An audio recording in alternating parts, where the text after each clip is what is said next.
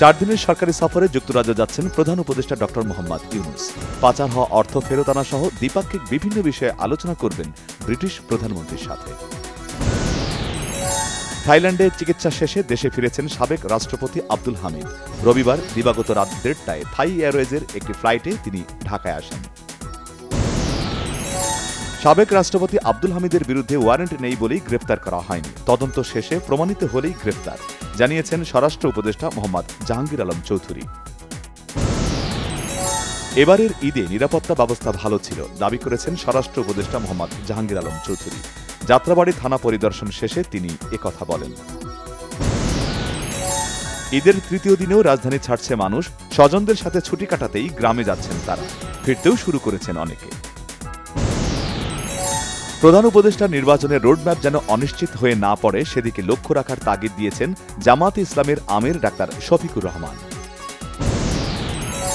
যে কোনো ইস্যুতে ধর্ম ও শহীদদের টেনে এনে দু একটি রাজনৈতিক দল সরকারের ওপর প্রভাব বিস্তার করছে, অভিযোগ বিএনপির সিনিয়র যুগ্ম মহাসচিব রুহুল কবির রিজভীর। জাতীয় নাগরিক পার্টির উত্তরাঞ্চলের মুখ্য সমন্বয়ক সার্জিস আলম বলেছেন, নির্বাচন নিয়ে দৃশ্যমান সংস্কার হলে এপ্রিলে নির্বাচন নিয়ে কোনো দ্বিমত থাকবে না। সাভারের বিসিক শিল্পনগরী ট্যানারিতে এ পর্যন্ত 3.5 লাখের বেশি কোরবানির পশুর চামড়া এসেছে, জানিয়েছেন শিল্প মন্ত্রণালয়ের উপদেষ্টা আদিলুর রহমান খান। এবার 80 লাখ পিস চামড়া সংগ্রহ হয়েছে, ধারণা বাংলাদেশ ট্যানার্স অ্যাসোসিয়েশনের। 1 সপ্তাহ পর কোরবানির চামড়া কেনা শুরু করবে সংগঠনটি। বাংলাদেশ ট্যানার্স অ্যাসোসিয়েশন বিটিএ সভাপতি শাহিন আহমেদ জানিয়েছেন, 2000 কোটি টাকা ঋণ চাহিদার বিপরীতে ব্যাংক থেকে পাওয়া গেছে মাত্র 125 কোটি টাকা।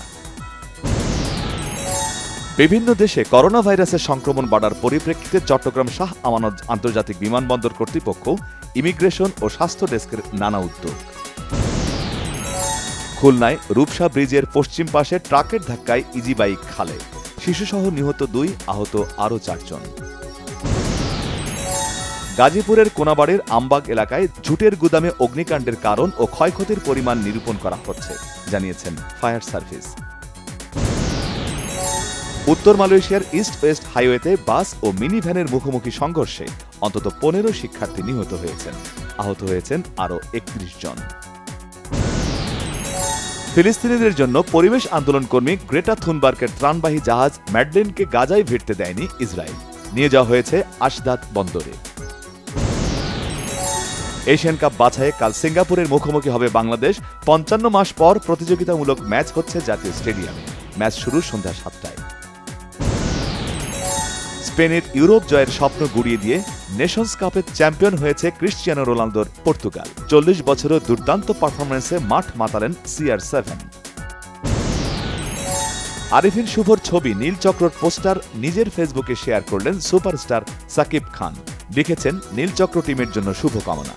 সাকিবের উদারতায় প্রশংসামুখর নেটিজেনরা। জীবন মৃত্যুর সন্ধিক্ষণে চিত্রনায়িকা তানিন সুভা। চিকিৎসকরা জানিয়েছেন সুভা ক্লিনিক্যাল ডেড। তার স্বামীর অনুমতি পেলে খুলে দেয়া হবে লাইফ সাপোর্ট।